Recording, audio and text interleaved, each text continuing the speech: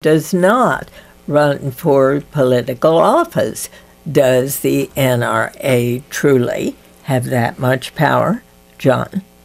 They've got a lot of power, as Ron suggested, and that's why you saw 17 Democrats voting with Republicans yesterday on what otherwise would have been a down-the-line partisan kind of exercise.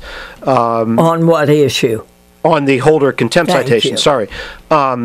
The people are afraid, conservative Democrats as well as Republicans, that if you get on the wrong side of the NRA, that money and primary challenges will come your way, and that's the same is true on the left with some interest groups, labor unions or environmentalists in certain districts.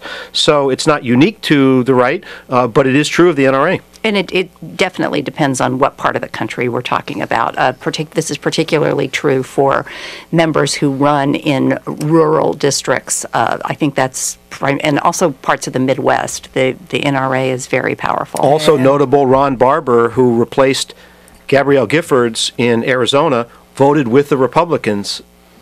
All right, to Rachel in Houston, Texas. Good morning. Good morning. How are you? Good.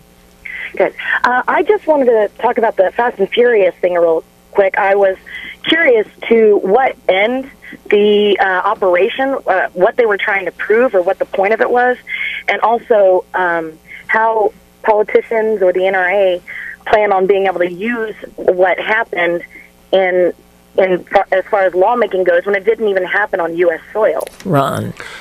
The idea behind Fast and Furious was to catch bigger gun dealers and to tie some of the gun sales and illegal gun trafficking to some of the big cartels in Mexico and use it as a way to bust up this enormous evil that is consuming so much of Mexican society.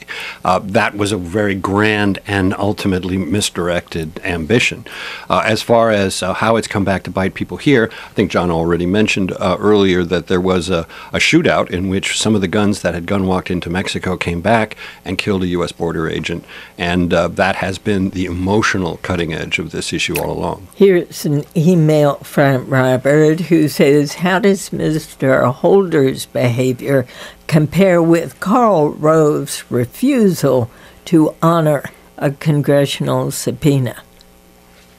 Well, I think what is groundbreaking here is that this is the first time an attorney general has been hit with one of these contempt of Congress citations.